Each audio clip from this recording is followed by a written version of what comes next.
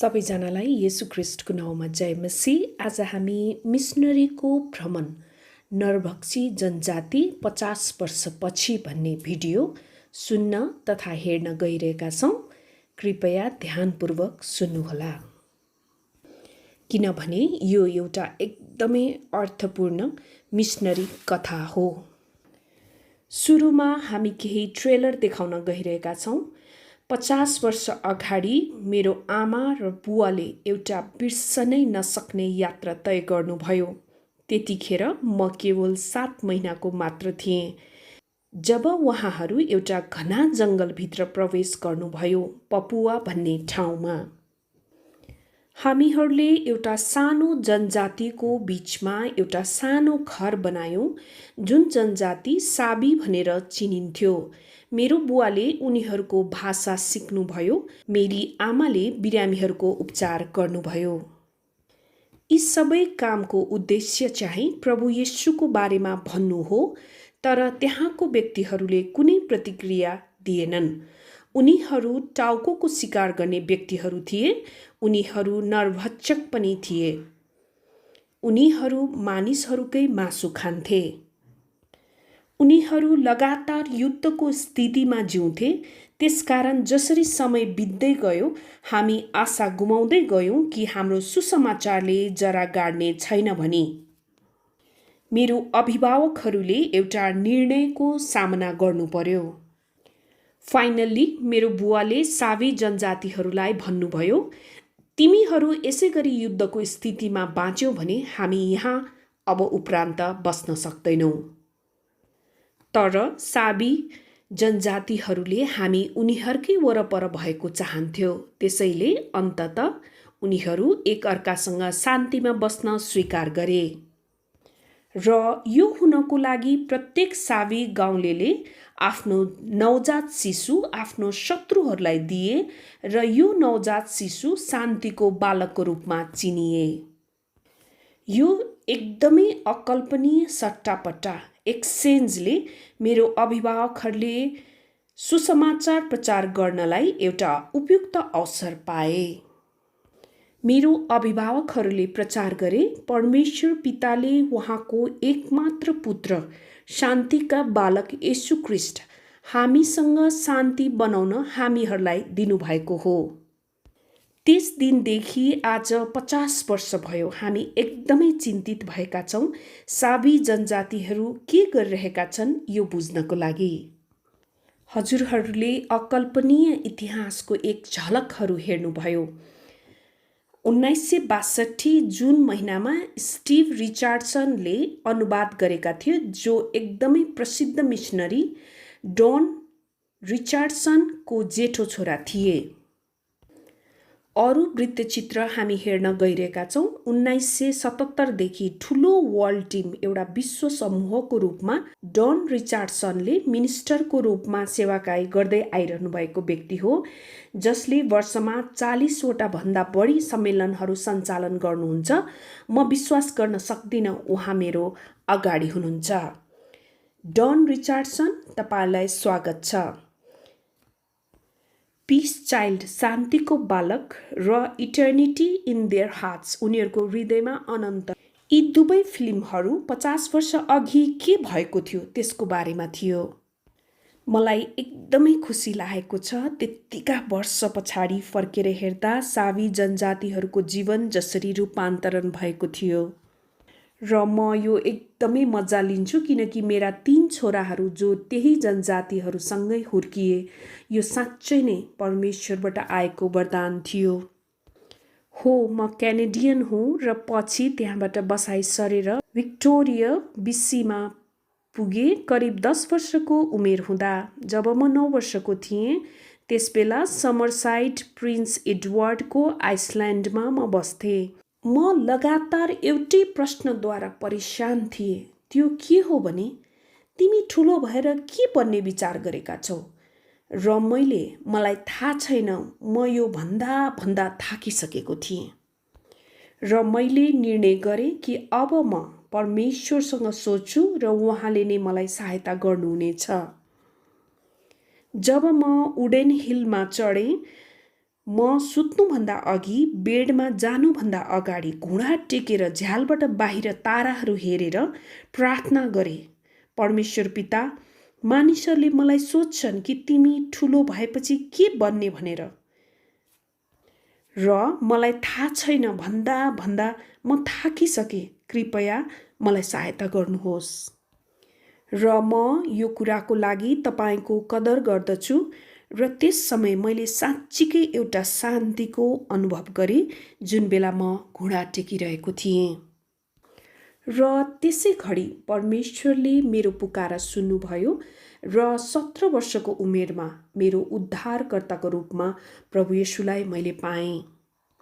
Victoria, British कोलम्बियामा र 2 हप्तापछि मेरो जीवनमा केही मिसनरीहरूले बोलाउनु भएको महसुस भयो। मैले थाहा पाएँ कि परमेश्वर त्यो व्यक्ति भएर मसँग बोल्दै हुनुहुन्थ्यो। त्यो वक्ताले उहाँले कहीँ कतै जाने विषयमा कुरा गर्दै हुनुहुन्थ्यो, तर कहिले र कहाँ त्यो मलाई थाहा थिएन। अन्तर्वार्ता लिने व्यक्तिले भन्दै हुनुहुन्थ्यो, तपाईँलाई थाहा थिएन कि त्यो टाउकोको शिकार गर्ने नरभक्षी जनजाति हो जहाँ आफ्नो श्रीमती र बच्चाहरूको साथमा तपाईँ जानुभयो। मेरी श्रीमती पनि एकदमै डर नमान्ने किसिमको साहसी हुनुहुन्थ्यो। धेरै कलेजेसहरू हिमाली भेगको जनजातिहरूसँग काम गरिरहेका थिए र त्यहाँको तापक्रम एकदमै चिसो थियो, जहाँ तरकारी खेती गरे तापनि कहिले मलेरिया हुँदैन थियो। त्यतिखेर नरभक्षी जनजातिहरूसँग काम गर्ने विषयमा मैले थाहा पाइसकेको थिएँ, तर परमेश्वरले भन्नुभयो, म सबै कुराको जिम्मेवारी लिन्छु, तिमी त्यहाँ गएर मेरो गवाई दिनु।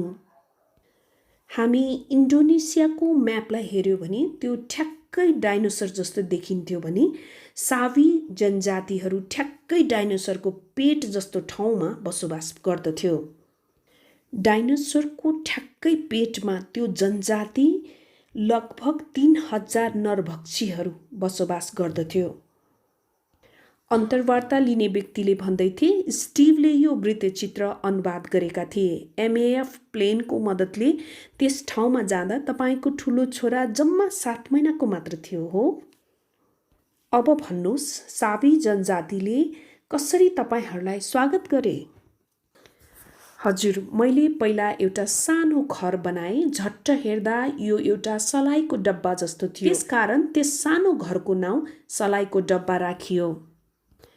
त्यहाँका लोकल बासिन्दाहरू त झन् रुखमा बनाइएको घरहरूमा बसोबास गर्दथे, जुन 40 फिट माथिसम्म बनाइएको हुन्थ्यो, तर हामी बस्ने घर जम्मा 6 फिट माथि मात्र थियो। र त्यहाँ हामीहरूले अझै 3 जना बच्चाहरू पाएँ। अब अन्तर्वार्ता लिनेले सोध्दै थिए, उनीहरूले तपाईँहरूलाई कसरी स्वागत गरेका थिए, कृपया भन्नुहोस् न। हामी त्यहाँ पुग्दा सूर्यास्त हुँदै थियो। नदीको तटमा किनारमा 400 महिला र पुरुषहरू आइपुगेका थिए। सबै मानिसहरूको मुखमा पेन्ट गरेका थिए र डरलाग्दो हतियारहरू बोकेका थिए। त्यतिखेर मैले केही भनिनँ र मैले सोच्दै थिएँ कि यी तिनीहरू जस्तै व्यक्तिहरू हुन् जसले हाम्रो घर निर्माण हुन सहायता गरे या हाम्रो शत्रु थिए। उनीहरू हामीलाई रात्रि भोजनको निम्ति बोलाउन आएका हुन् वा रात्रि भोजन बनाउन। मेरो दिमागमा यही कुरा चल्दै थियो। उनीहरूले हामीहरूलाई चारैतिरबाट घेरेका थिए। उनीहरूका आँखाहरू एकदमै उत्साहित भएको हामीले देख्यौँ, तर तिनीहरू एकदमै शान्त बसेका थिए। यस्तो लाग्दै थियो कि उनीहरू केही सिग्नल अथवा चिन्हको पर्खाइमा थिए। त्यसपछि एकजनाले एउटा सिग्नल दियो, ईसा भनेर। त्यसपछि तिनीहरू आफ्नो हतियारहरू उठाएर उफ्रन थाले र खुसीले सबै कराउन थाले र तिनीहरू हाम्रो चारैतिर नाच्न थाले र रातभरि तिनीहरू ड्रम बजाउँदै उत्सव मनाए। त्यसको कारण यो रहेछ कि केही वर्ष अगाडिदेखि उनीहरू यो सुनिरहेका थिए र आशा गरिरहेका थिए र सकारात्मक रिपोर्टको प्रतीक्षा गरिरहेका थिए कि केही युरोपेली असामान्य रूपमा पहिलो छाला भएको व्यक्तिहरू उनीहरूसँग आएर बसोबास गर्नेछ। उनीहरूलाई चाहिने औषधि उपचार, स्टिलको हात हतियार जसले ढुङ्गाको हात हतियारलाई रिप्लेस गर्न सक्थ्यो, नाइलनको माछा मार्ने जाली तथा हुक्सहरू प्रदान गर्नेछ। र हामी, म, मेरो श्रीमती र बच्चा यिनै हुन् भन्ने उनीहरूलाई लागे। र एकदमै उत्सुकताका साथ उनीहरूले हामीहरूलाई स्वागत पनि गरे। र मलाई लाग्यो उनीहरूको मलाई भाषा सिक्न एकदमै जरुरी छ, किनभने उनीहरूको भाषा व्याकरण नसिकी उनीहरूको कुरा बुझ्न असम्भव थियो। भोलिपल्ट बिहान हाम्रो सानो घरको अगाडि उनीहरूले उत्सव मनाइरहेको बेला उनीहरू केवल डिडिक डिडिक भनिरहेका थिए र मैले केही बुझेको थिएन। र मैले परमेश्वरसँग भने, कृपया मलाई उनीहरूले के बोलिरहेका छन् बुझ्नलाई सहायता गर्नुहोस्। त्यसपछि मैले बुझेँ डिडिक भनेको औँला रहेछ। मैले ओठले इसारा गरेपछि बिस्तारै इसाराबाट सबै बोल्न थाले र 1 वर्षपछि मैले सहजतापूर्वक उनीहरूसँग बोल्न थालेँ। दिनहुँ मैले उनीहरूको भाषा सिक्दै गएँ। त्यसपछि नयाँ करारको अनुवाद सावी भाषामा लिखित रूपमा निकाले। उनीहरूलाई यो पनि थाहा थिएन कि भाषा लिखित रूपमा पनि हुँदछ भन्ने कुरा। केही पनि नोक्सान नउठाएर यो कार्य सम्पादन गरिएको थियो। मैले सावी जनजाति संस्कृतिमा के कुरा पत्ता लगाएँ भने उनीहरूले नरभक्षी र टाउकोको शिकार जुन अभ्यास गरिरहेका थिए, उनीहरूलाई न्यायको बारेमा, पुलिसको बारेमा, कैदको बारेमा, कानुनी अदालतको बारेमा कुनै जानकारी नभएर गरिरहेका थिए। उनीहरूलाई बाहिरी दुनियाँको बारेमा केही पनि थाहा थिएन।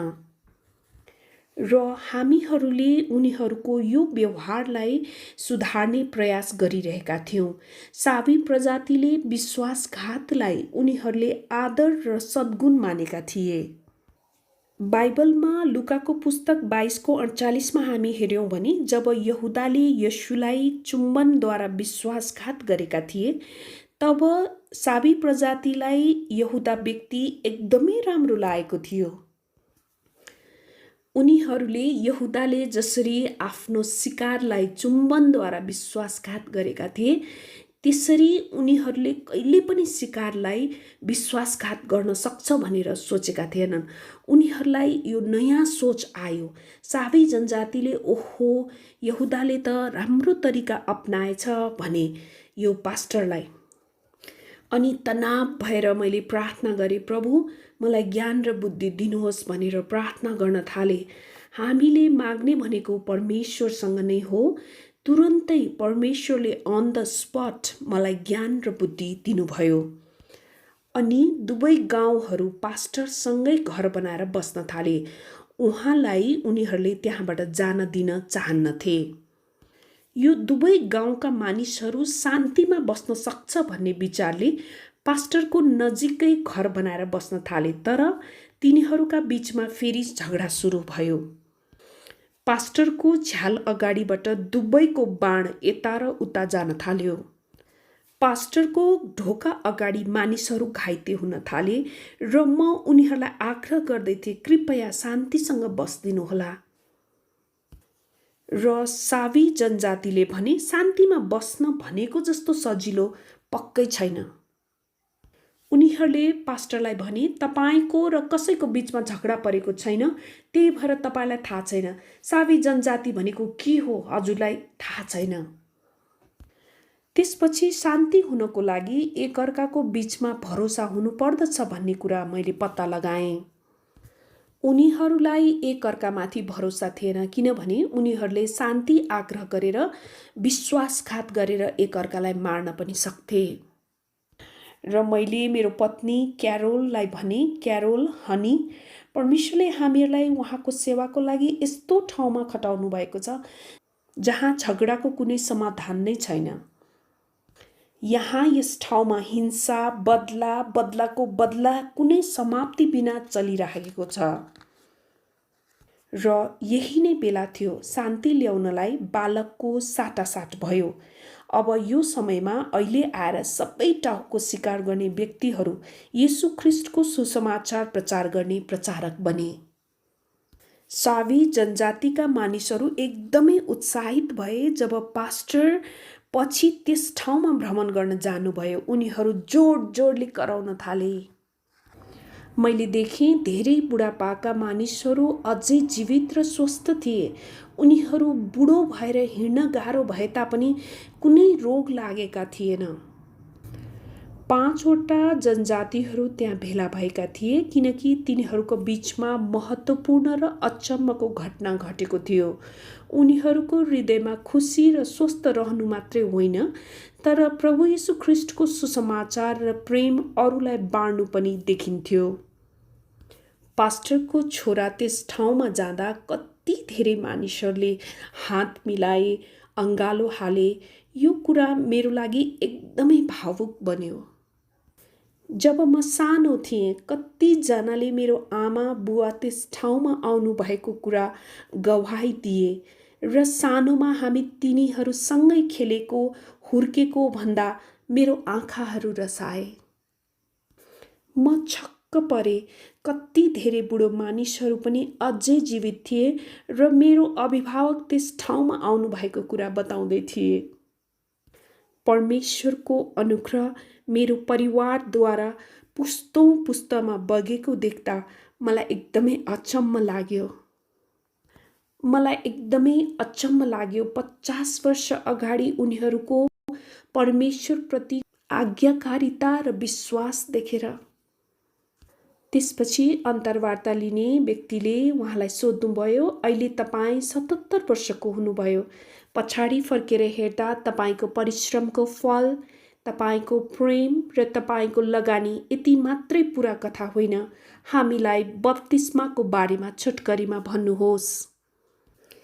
50 जना मानिसहरू बत्तिस्माका लागि तयार भएका थिए, तर जब हामी उनीहरूलाई पानीको बत्तिस्मा दिँदै थियौँ, नदीको किनारमा बसेर सयौं व्यक्तिहरूले भने, हामी पनि पानीको बत्तिस्मा लिन चाहन्छौँ। हामी इसाई भएको धेरै भयो, तर कोही हामीलाई यस गाउँमा बत्तिस्मा दिन आएका छैनन्। र त्यसपछि हामीले 25-25 जना गरी जम्मा 325 जनालाई बत्तिस्मा दियौँ। यसरी 102 जोडीहरू वैवाहिक जीवनमा बाँधिए।